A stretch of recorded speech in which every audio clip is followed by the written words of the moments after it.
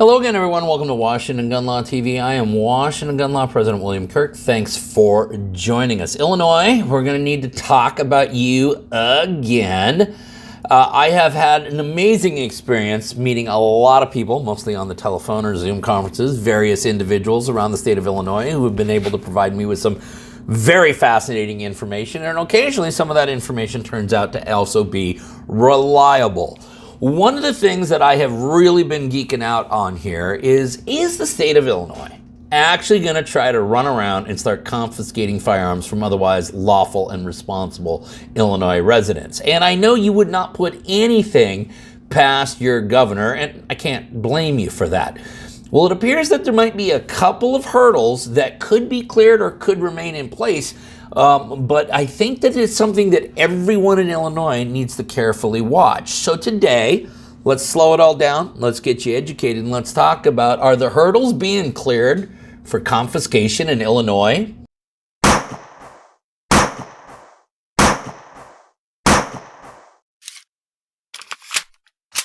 Okay, Illinois, here's what we're talking about today. Two separate things. One is a Senate bill kicking around in your state legislature. The other one is a case that was just argued in front of the United States Supreme Court on January 16, 2024. The first thing we're going to do is we're going to talk about the Senate bill. 2619 is what we're going to be talking about. Now, we can probably recognize that if you're going to send law enforcement officers all around the state of Illinois to start gathering up firearms, those scary assault weapons, either because the governor has decided, well, nobody should really have those anymore, or because they are enforcing PICA and you failed to register it. No matter which scenario you cut it up, the state is going to spend a lot of money and probably spend a few lives trying to do this. Now, where on God's green earth would all of the funding come from for the state of Illinois to begin a confiscation effort? The answer is in Senate Bill 2619, which, by the way, I believe is already passed out of the Illinois Senate, only needs to make it out of the Illinois House to get to the governor's desk. Now, this is a very short bill. It'll take you all of about 1 minute to read it, but let me read the bill to you because you're going to see exactly what I'm talking about here.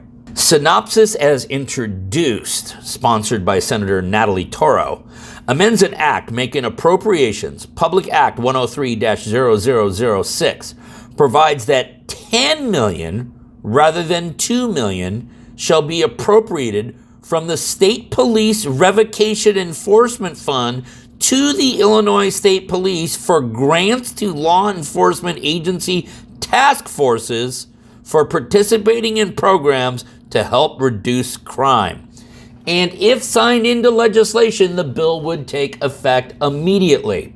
Now, please understand that anytime a Democratic legislature says that they are proposing legislation that will reduce crime or reduce gun violence, what they really mean is they are disarming you, the lawful and responsible gun-owning citizen. What this bill does is it multiplies the amount of money that's sitting in the budget for enforcement efforts by fivefold.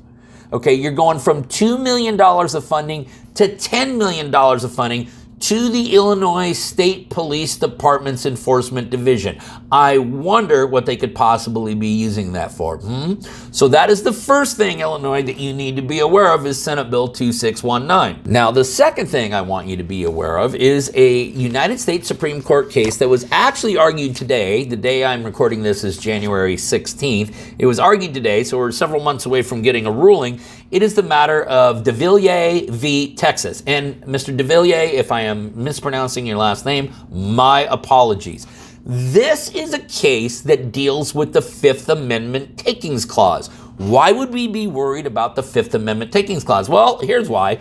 Because you see, if government comes in and starts confiscating your property and they don't give you just compensation for it, well, that's a violation of the Fifth Amendment. The opening memorandum by the plaintiffs in this case specifically stated, the Fifth Amendment to the United States Constitution provides in relevant part, nor shall private property be taken for public use without just compensation.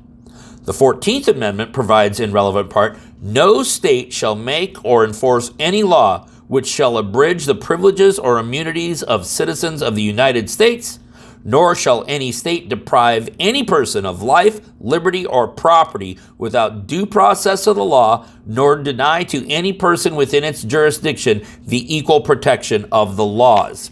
Okay, now the issue in Duvalier is really important because there were these farmers in Texas who, after road reconstruction was done by the state of Texas and floodwaters were rerouted, their farmland basically turned into a lake a couple months out of the year. The floodwaters were all diverted onto their property.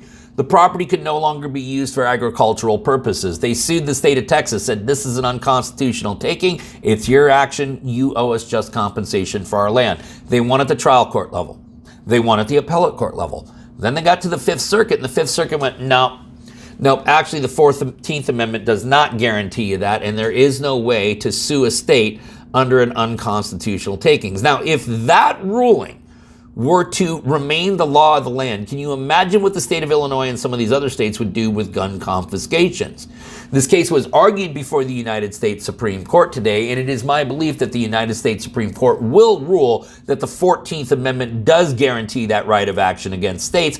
Otherwise, there is literally nowhere, no time, or any place that you could sue a state for an unconstitutional taking. So, if there is going to be an enforcement and confiscation effort in the state of Illinois, number one, Senate Bill 2619 would have to be passed. Don't think that's going to be a hard thing for the state of Illinois to get done. Number two, the United States Supreme Court would have to uphold the Fifth Circuit in Duvalier v. Texas, or the state of Illinois would commence its confiscation efforts before the United States Supreme Court issues that ruling.